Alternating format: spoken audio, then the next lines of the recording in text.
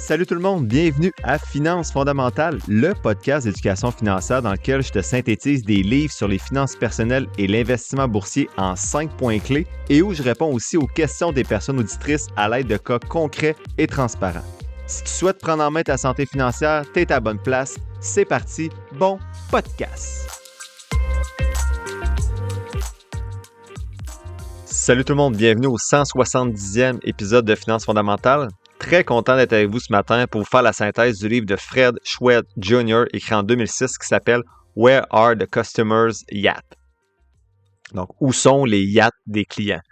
Puis j'ai adoré le titre du livre qui parle de lui-même. Là, sont où les bateaux des clients si tous les professionnels financiers en ont un? Pourquoi les clients n'en ont pas s'ils sont supposés les aider? Puis ça me fait penser, je me rappelle plus du livre, mais l'autre fois, la citation qui disait mes placements envoyés 2 enfants à l'université, malheureusement, c'était les enfants de mon conseiller financier. Donc, ce livre-là a été publié en 1940. C'est un classique de la finance puis de Wall Street. Il m'a été recommandé par 3 de mes auditeurs, puis il est fréquemment recommandé par Warren Buffett, qui en parle souvent lors de ses réunions d'actionnaires.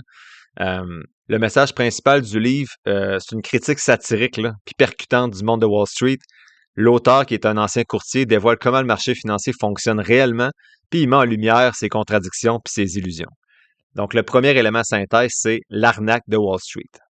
Donc, Wall Street sert avant tout ses propres intérêts. Donc, contrairement à l'idée que Wall Street existerait pour enrichir les investisseurs, l'auteur démontre que son véritable objectif, c'est de maximiser les profits des courtiers, des banques d'investissement puis des institutions financières. Donc, ces acteurs gagnent de l'argent grâce aux commissions, aux frais de gestion et aux autres coûts liés aux transactions effectuées par les investisseurs. Leur priorité, c'est pas la rentabilité des clients, mais c'est plutôt le volume de transactions qu'ils génèrent. D'où vient le titre du livre? Il y a un visiteur qui aurait demandé à un courtier, en admirant les luxueux bateaux des financiers de Wall Street, mais sont où les bateaux des clients? La réponse implicite est claire. Si les courtiers s'enrichissent, c'est bien parce que leurs clients, eux, ne deviennent pas aussi riches qu'on leur fait croire. Deuxième arnaque de Wall Street, la spéculation, c'est un jeu de hasard, c'est pas une science. Donc, l'auteur met en évidence qu'il y a de nombreuses stratégies d'investissement qui ne reposent pas sur une véritable analyse économique, mais plutôt sur de la spéculation puis d'illusions de contrôle. Il y a beaucoup d'investisseurs, y compris des professionnels, qui tentent de prédire l'évolution du marché, mais en réalité, il n'y a personne qui peut prévoir avec certitude ce qui va arriver sur ces marchés-là.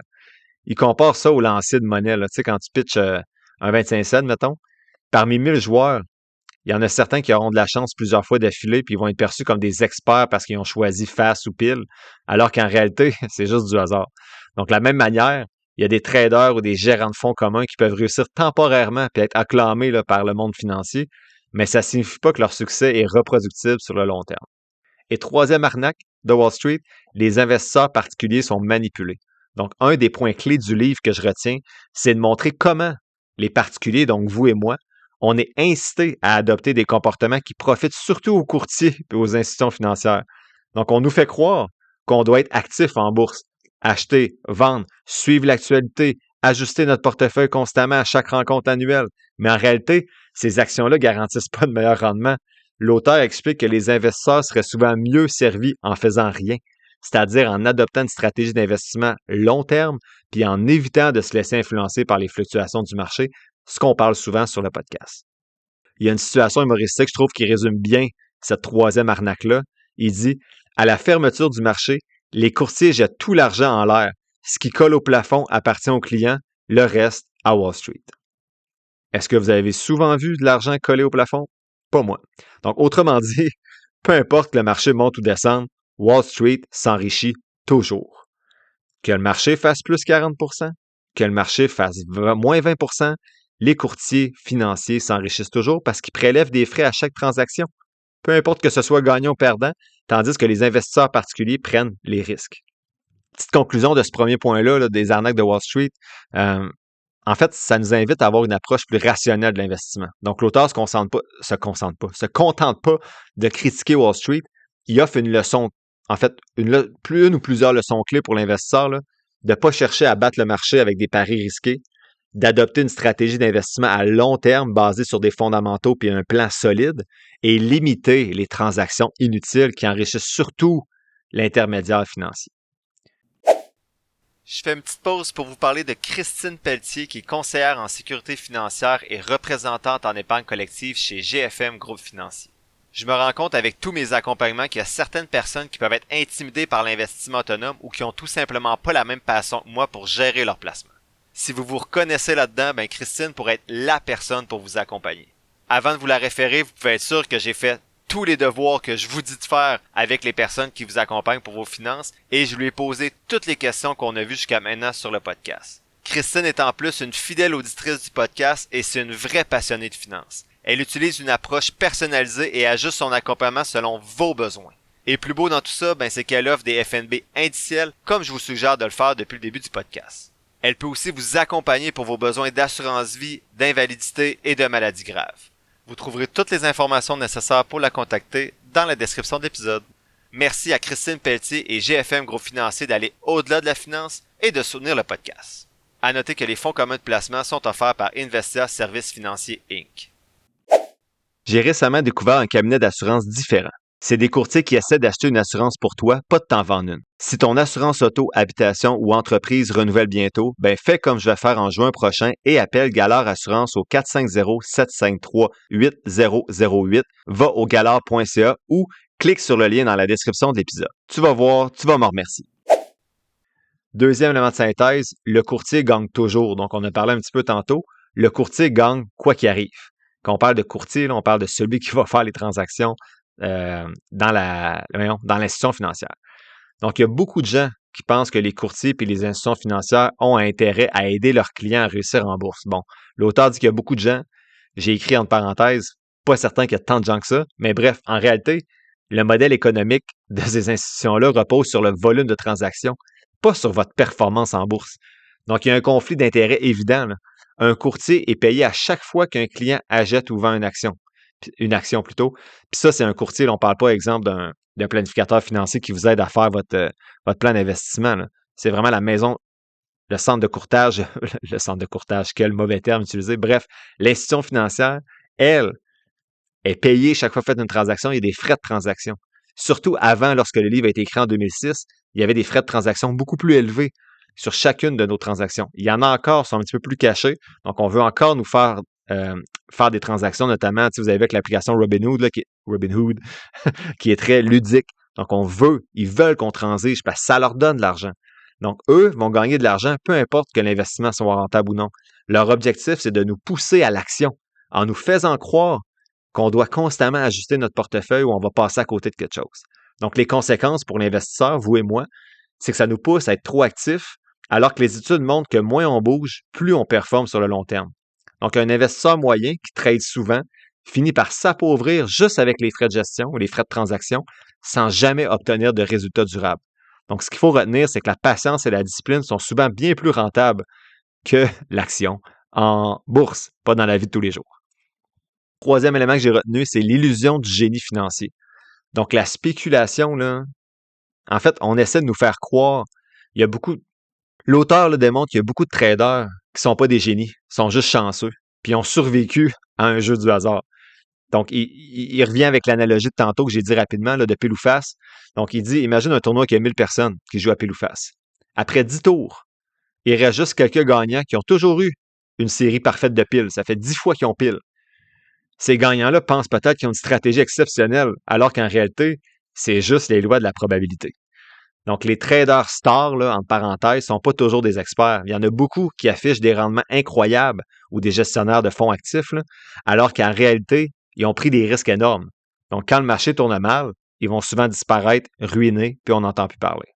Et on va nous faire éclore un nouveau gestionnaire de fonds communs étoile, que ça fait 6 ans qu'il bat le marché, puis là, ça va être lui le nouveau, la nouvelle star, puis là, maintenant, il va disparaître, puis il va en avoir un autre. Donc, Warren Buffett là, insiste vraiment sur le fait qu'il y a très peu de personnes qui vont battre de façon durable le marché. Donc, ce qu'il faut retenir de ce point-là, de l'illusion du génie financier, c'est que la réussite en bourse est souvent plus liée à une gestion du risque qu'à une soi-disant capacité à prédire l'avenir. Quatrième élément de synthèse, c'est l'importance des fondamentaux. Donc, il y a beaucoup de nouveaux investisseurs qui pensent que la bourse se résume à suivre des graphiques, des tendances puis des prédictions à court terme. Mais l'auteur rappelle que l'investissement repose sur des bases bien plus solides que ça. Donc, une entreprise, ça a une vraie valeur, au-delà des chiffres. Le prix d'une action peut fluctuer à tous les jours, mais la vraie valeur de l'entreprise est basée sur son cash flow, sa rentabilité, sa croissance des revenus. Donc, autrement dit, ce n'est pas le prix actuel qui compte, mais combien l'entreprise va générer de profit dans le futur. Donc, il faut comprendre tout ça avant d'investir. Investir sans comprendre comment une entreprise gagne de l'argent ou comment elle génère des ventes, c'est comme acheter un restaurant sans savoir s'il vend des burgers ou des sushis. Donc, un bon investisseur va analyser les revenus, les profits, les dettes, la rentabilité, les dépenses en capital avant d'acheter une action. Donc, il ne faut pas miser sur des tendances, mais sur des entreprises solides avec une vraie rentabilité, comme je tente de faire avec mon analyse fondamentale, mon outil d'analyse fondamentale que je partage aux personnes abonnées. Dernier élément de synthèse, OK, mais je fais quoi de bord dans tout ça? Donc, l'auteur dit que si vous investissez dans des actions individuelles, il faut apprendre à analyser les fondamentaux d'une entreprise et laisser faire l'analyse technique. Il ne faut pas se fier uniquement aux performances du passé ou aux lignes qui apparaissent sur le graphique. Il faut exiger également, après qu'on ait fait l'analyse des fondamentaux, une marge de sécurité pour éviter les pertes majeures. Donc, il faut acheter avec une marge de sécurité qui vous convient. Moi, c'est 15 à 30 %, mais c'est propre à chacun. Si vous préférez une approche passive et efficace, ce que suggère à 90 % des gens, ben, il faut investir régulièrement dans un indice large comme le SP500, le Nasdaq. Mais le Nasdaq, c'est pas si large, là, mais l'indice international, l'indice émergent, l'indice canadien ou juste un FNB tout en un. Donc, il faut vraiment éviter les mouvements d'impulsion puis laisser le temps jouer en notre faveur. Donc, en gros, il faut comprendre que l'ennui, c'est une bonne chose en investissement. La patience, c'est la clé. En conclusion, ben, Where Are the Customers Yet? C'est un livre qui nous fait prendre conscience des pièges de Wall Street, même si certains de ces pièges-là étaient peut-être plus présents en 2006, à l'époque que le livre a été écrit. Donc, le livre nous apprend quand même à adopter une vision plus réaliste de l'investissement. Il est vraiment loin des promesses de gains rapides. Ce que le livre ne fait pas, ben, il ne nous apprend pas comment investir de façon avec l'analyse fondamentale, par exemple. Donc, si vous voulez savoir ça en détail, il y a l'épisode 22 que j'ai résumé ou juste utiliser des FNB. Il ne propose pas de méthode miracle non plus, bien sûr, mais en même temps, est-ce qu'on en voudrait une alors que ça n'existe pas? Ce qu'il propose, c'est plutôt un changement de perspective pour éviter de faire des erreurs classiques en investissement. Donc, mon verdict de ce livre-là, là, c'est vraiment un excellent livre.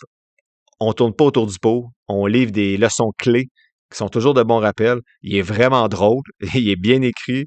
Il nous apprend des nouvelles choses, mais des choses qu'on sait déjà. Donc, pour moi, là, c'est vraiment un livre à lire pour toute personne qui est intéressée par l'investissement.